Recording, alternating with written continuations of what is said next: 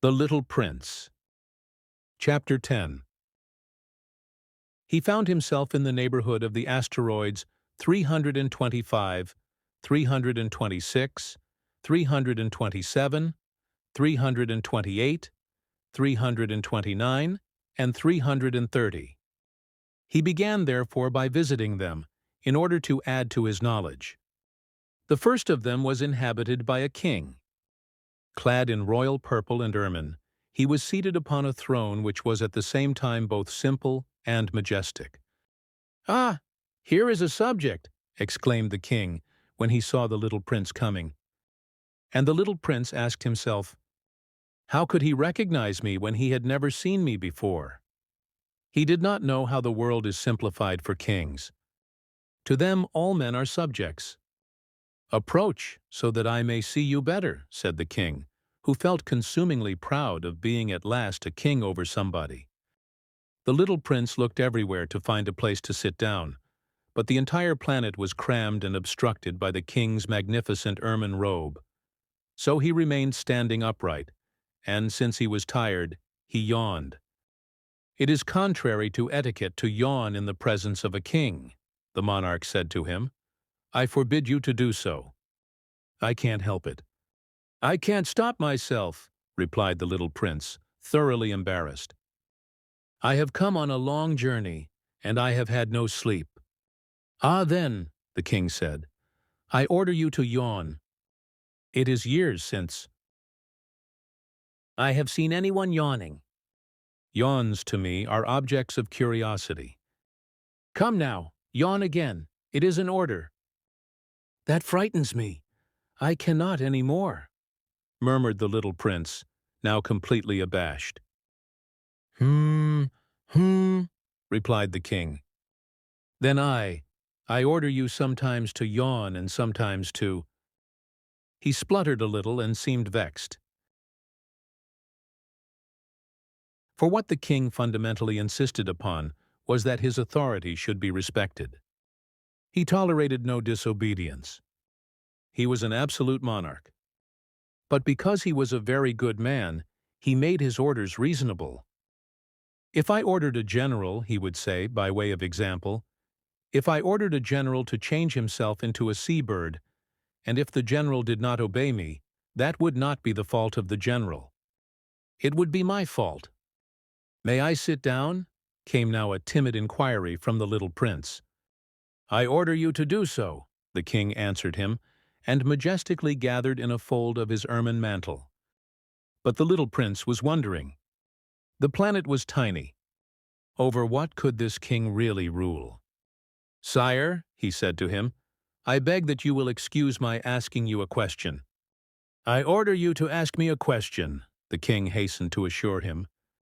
"Sire, over what do you rule?" "Over everything," said the king with magnificent simplicity. "Over everything?" The king made a gesture which took in his planet, the other planets, and all the stars. "Over all that?" asked the little prince. "Over all that," the king answered. For his rule was not only absolute, it was also universal. "And the stars obey you?" "Certainly they do," the king said. "They obey instantly. I do not permit insubordination." Such power was a thing for the little prince to marvel at. If he had been master of such complete authority, he would have been able to watch the sun set, not 44 times in one day, but 72, or even 100, or even 200 times, without ever having to move his chair. And because he felt a bit sad as he remembered his little planet which he had forsaken, he plucked up his courage to ask the king a favor. "I should like to see a sunset. Do me that kindness. Order the sun to set." If I ordered a general to fly from one flower to another like a butterfly, or to write a tragic drama, or to change himself into a seabird, and if the general did not carry out the order that he had received, which one of us would be in the wrong? The king demanded. "The general or myself?" "You," said the prince firmly. "Exactly. One must require from each one the duty which each one can perform," the king went on. Accepted authority rests first of all on reason. If you ordered your people to go and throw themselves into the sea, they would rise up in revolution. I have the right to require obedience because my orders are reasonable. Then my sunset, the little prince reminded him, for he never forgot a question once he had asked it. You shall have your sunset. I shall command it. But according to my science of government, I shall wait until conditions are favorable. When will that be? Inquired about the little prince.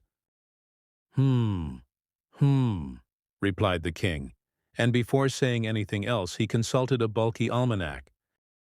Hmm, that will be that will be this evening about 20 minutes to 8. And you will see how well I am obeyed. The little prince yawned. He was regretting his lost sunset. And then, too, he was already beginning to be a little bored. I have nothing more to do here, he said to the king. So I shall set out on my way again. Do not go, said the king, who was very proud of having a subject. Do not go. I will make you a minister. Minister of what? Minister of justice. But there is nobody here to judge. We do not know that, the king said to him. I have not yet made a complete tour of my kingdom. I am very old. There is no room here for a carriage, and it tires me to walk. Oh, but I have looked already, said the little prince, turning around to give one more glance to the other side of the planet. On that side, as on this, there was nobody at all. Then you shall judge yourself, the king answered. That is the most difficult thing of all. It is much more difficult to judge oneself than to judge others. If you succeed in judging yourself rightly, then you are indeed a man of true wisdom. Yes, said the little prince, but I can judge myself anywhere. I do not need to live on this planet. Said the king. I have good reason to believe that somewhere on my planet there is an old rat. I hear him at night. You can judge this old rat. From time to time you will condemn him to death.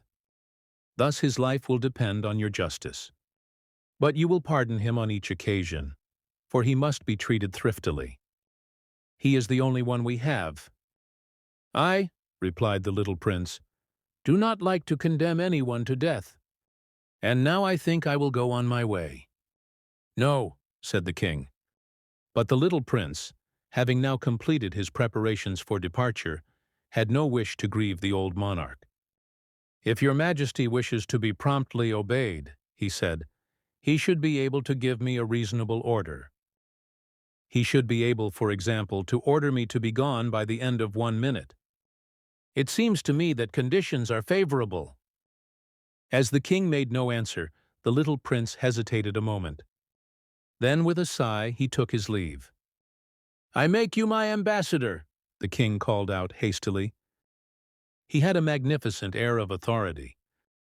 The grown-ups are very strange, the little prince said to himself as he continued on his journey.